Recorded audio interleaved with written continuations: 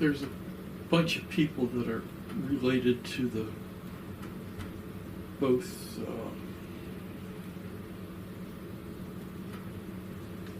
early caving community and up even into the Cars Fuel courses like Tom Barr.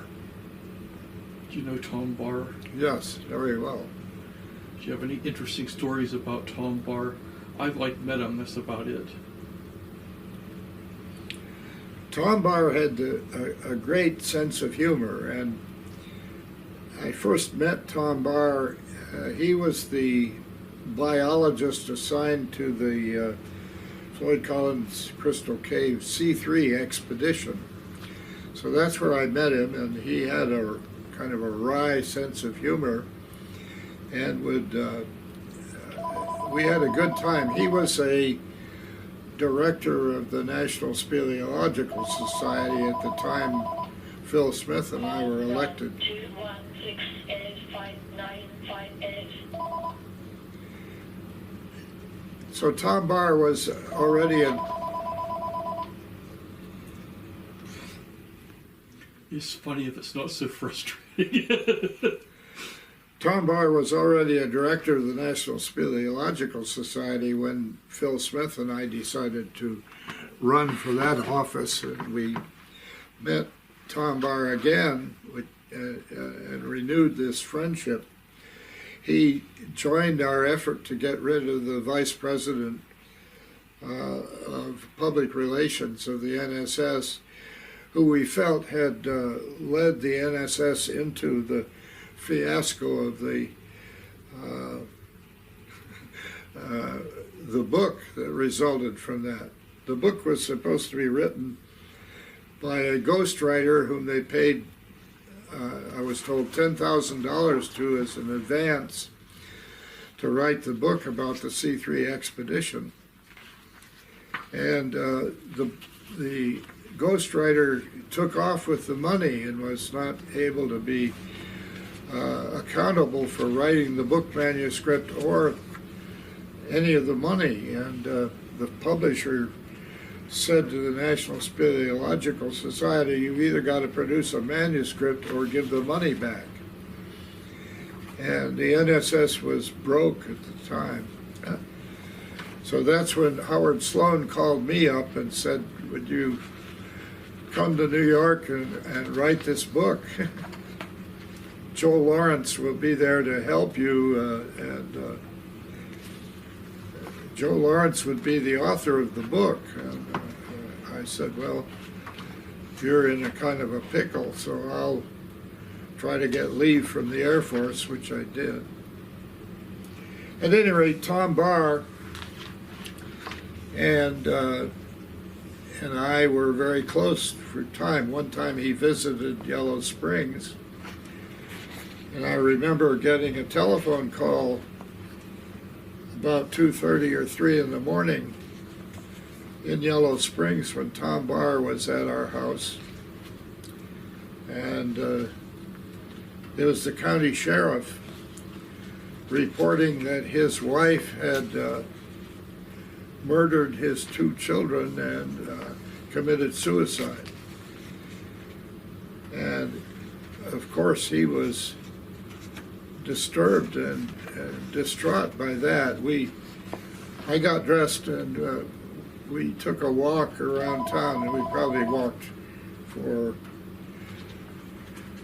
2 or 3 miles through the town talking about his grief. And that's the doctor that Better answer it. we interrupt this to, I need to, Go answer it. well, I think Or call Lynn has probably answered it, but I need to be sure, because she's been trying to reach him.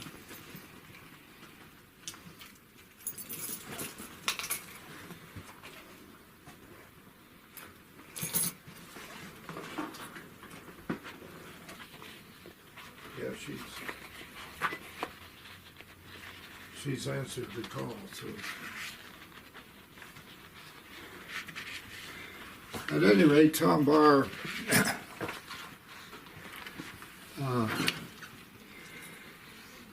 was a very close friend, and we corresponded a good bit. Some of it was joking. I said we told him one day we had found a passage that goes under the Green River, and so we were on the other side.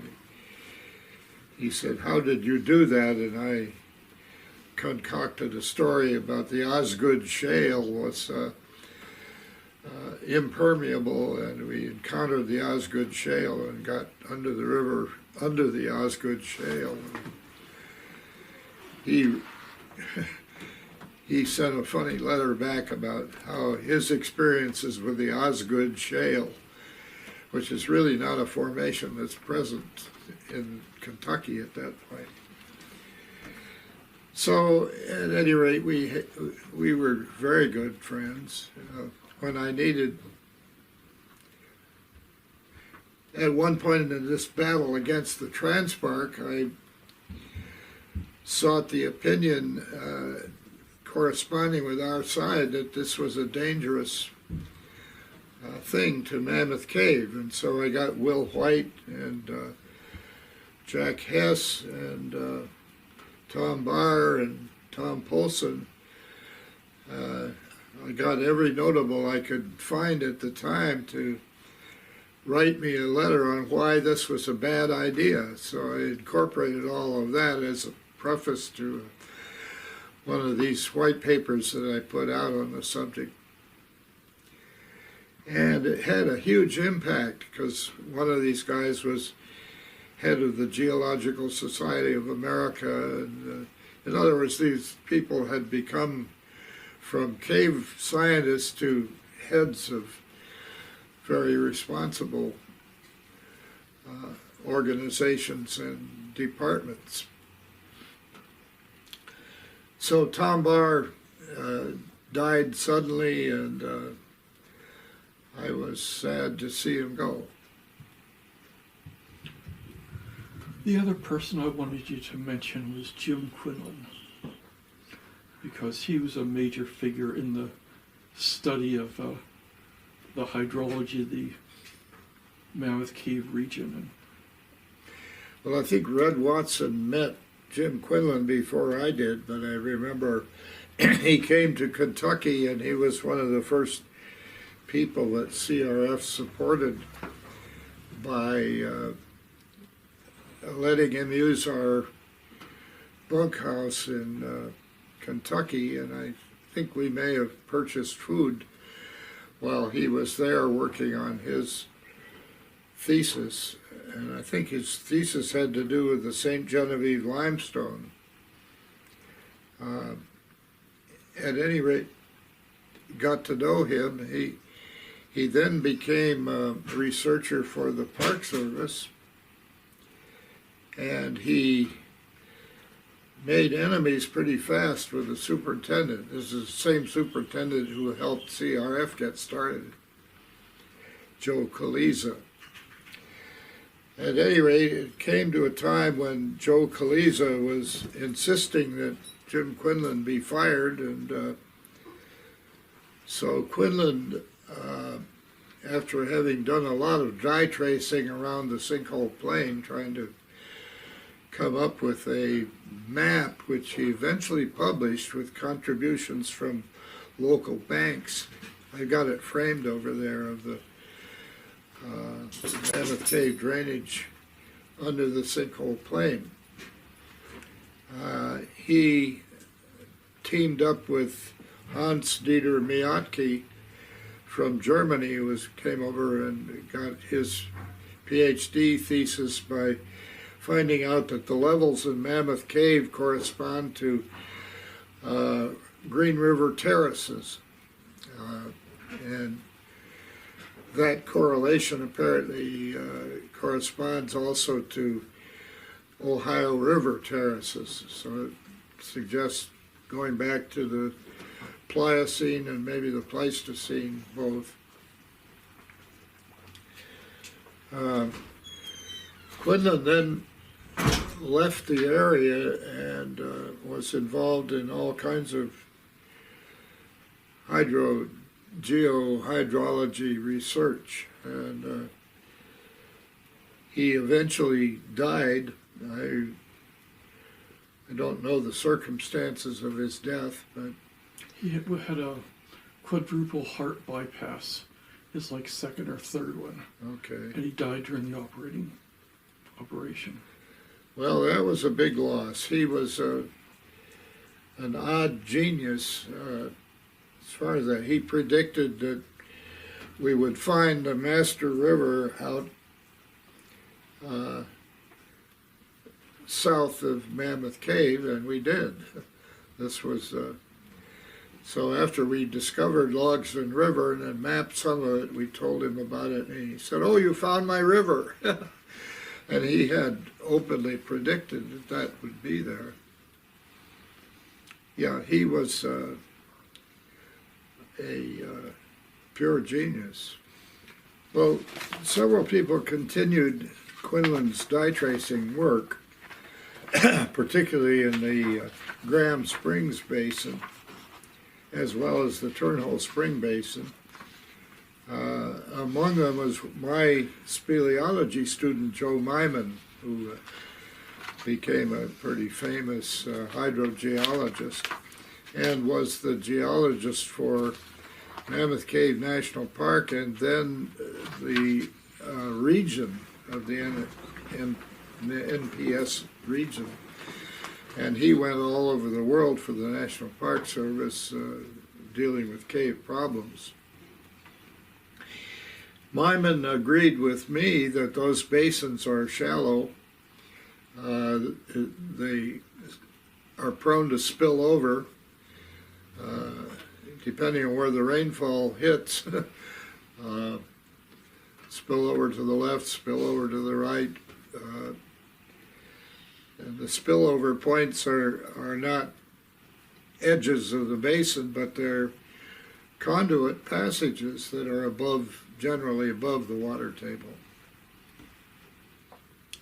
Myman was a quick study. I remember he wanted to take the speleology course for credit. And at that time you had to do 2 weeks of additional work to get credit for it. So what he wanted to do was to make a bunch of plaster plates and load them up in a screw press to see how they collapsed. And he was able to duplicate the kind of collapses you see in Salt's Cave, where slabs come down and lean against the walls of the cave.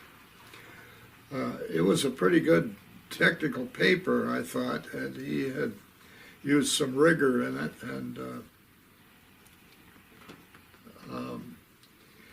well, you can't necessarily scale up every kind of experiment like running water over salt blocks. Nevertheless, those models can give you some insight into processes, and he was able to duplicate the appearance of the Salt's Cave major breakdowns.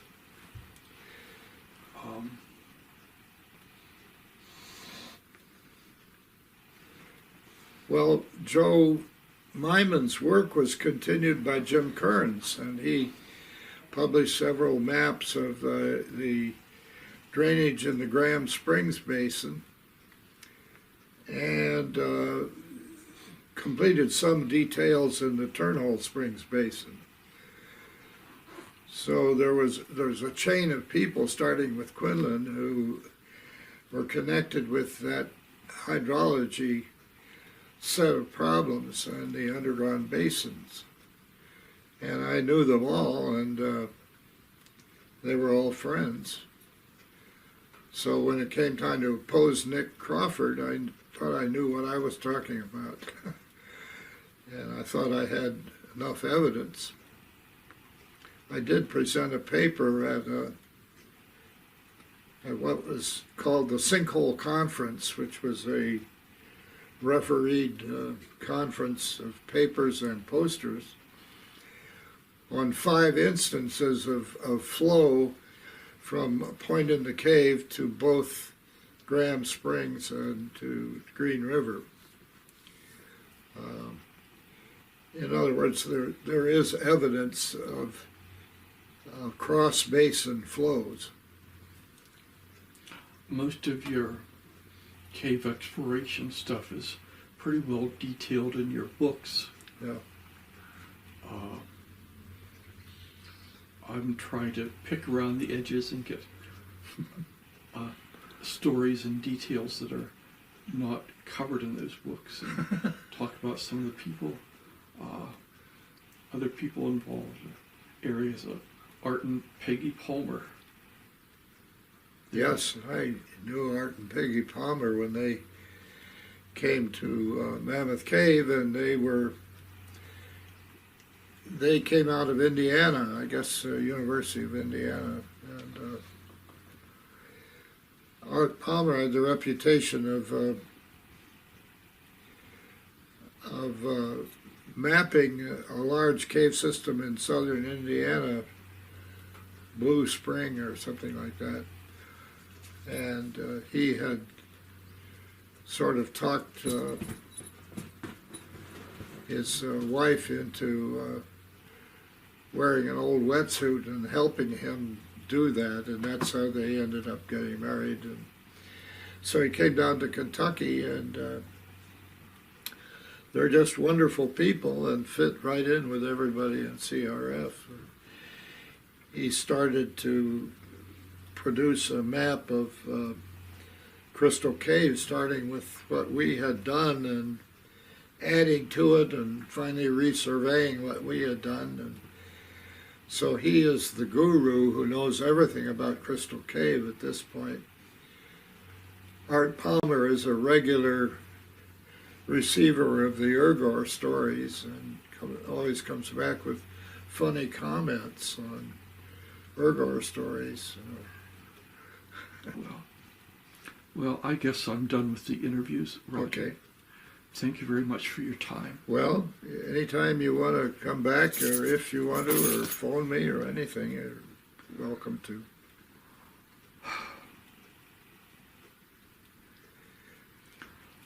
See, there's no end to these stories. Shortly after I had edited a couple of issues of the NS Bulletin, I got a telephone call from a chief engineer of a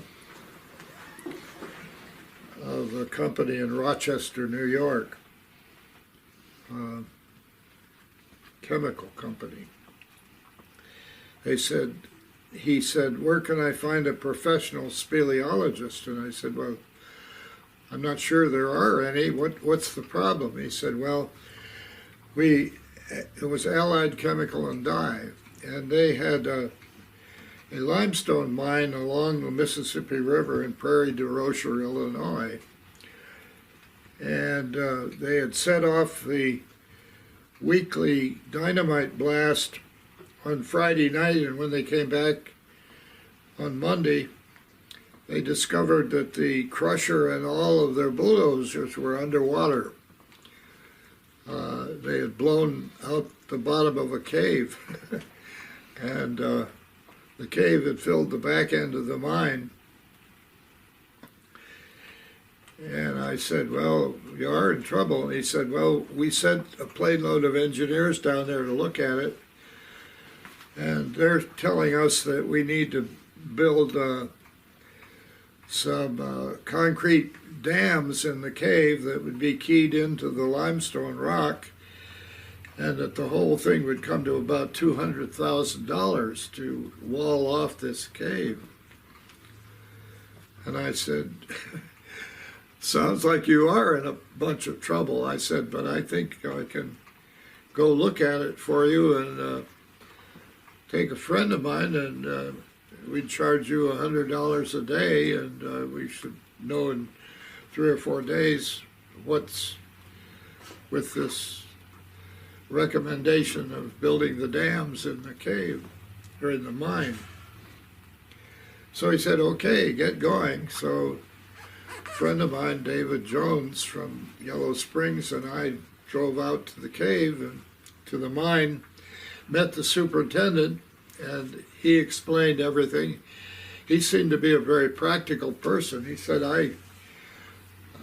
when I heard the recommendation to build these dams, I thought that's a dumb idea, but I can't tell you exactly why. So he said, well, take a look at it. Well, they'd blown the bottom out of a cave. The limestone they were mining was below the cave limestone. So he said, what do you think? I said, well, first of all, we think we ought to map what you've got up there so you don't do this again. Secondly, we think you don't need to build a dam, you need to build a flume or something that would carry the water from one piece of the upstream piece of the cave to the downstream piece. And then we ought to do some more investigation to keep you from blowing into it again. And when you get the flume built, you shouldn't have any more flooding. So he thought that was practical, but we spent maybe 10 days mapping the cave and going around on the surface and mapping that. And in mapping the cave, we encountered one of their core drilling sites that was cased. And we thought it might be somebody's well, and thought we'd go up and interview farmers, but it was not farmers. It was one of the drill hole sites for deciding to develop this particular mine for the chemical limestone. In the course of traveling around on the surface, we discovered several things. There were a number of ponds up there, and what their plane load of engineers figured was that from the water table in the ponds down to the cave, you had to build a dam that would hold that head of water, not realizing that the ponds were suspended in sinkholes that were plugged. We also discovered that some farmers had bouts of cholera and threw the diseased hogs into the sinkholes. And we were later talking to some people who used to go out to a spring along the road to this mine. Spring ran all year round, and everybody would bring their jugs to get fresh, pure water until one day they saw a bunch of hair floating in the spring, which was from the cholera hogs. We put that piece together. Well, that was the cave that was running through the mine. During the course of this, we discovered that part of the original mine was much smaller galleries that intersected each other closer to the Mississippi River. And in looking at those, the old cave passages were plugged solid with gravels. And it was very interesting because you could trace this cave through the pillars that remained.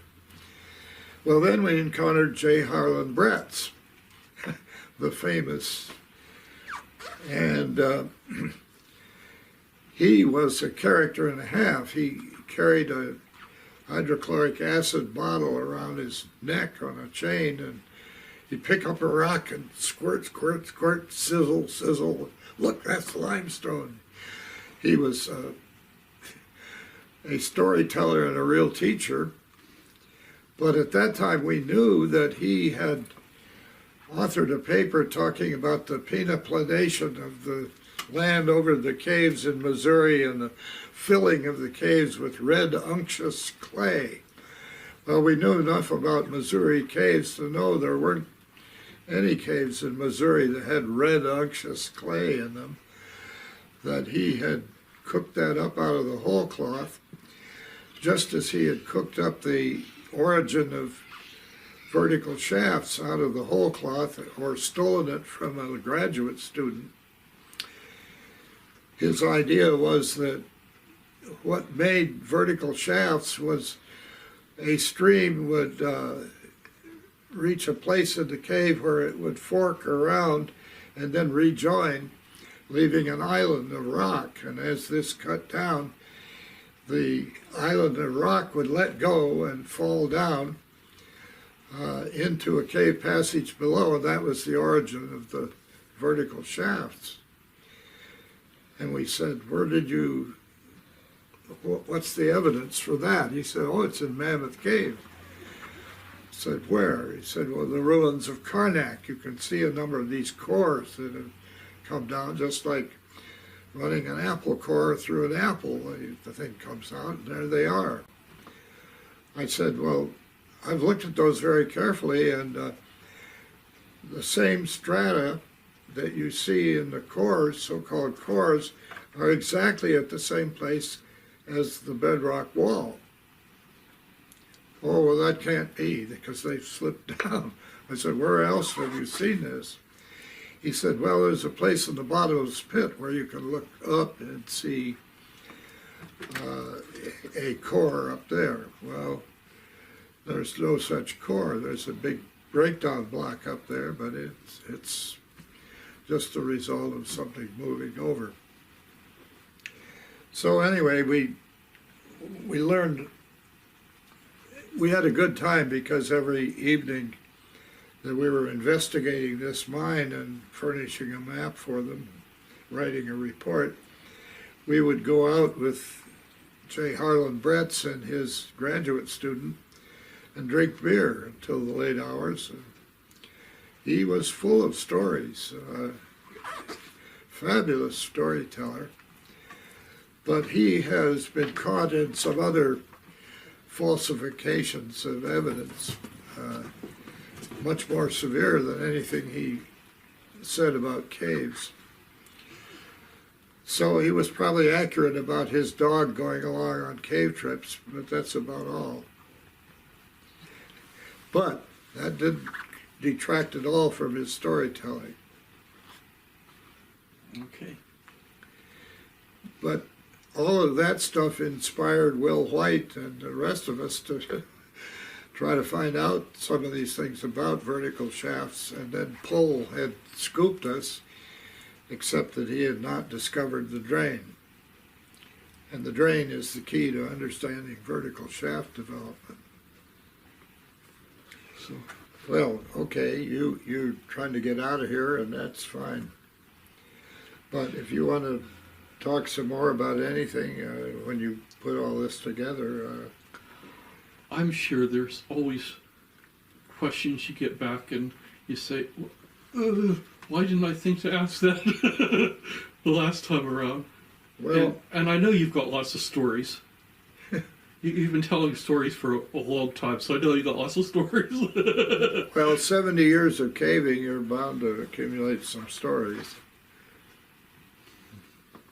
Well, thank you very much, Roger. Well, I've enjoyed talking with you, and you've revived some ancient memories.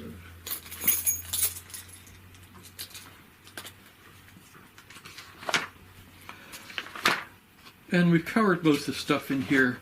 What I didn't cover was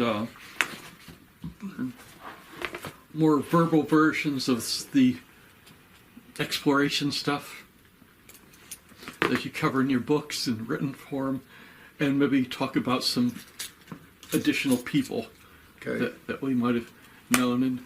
And I'm all right for that for now.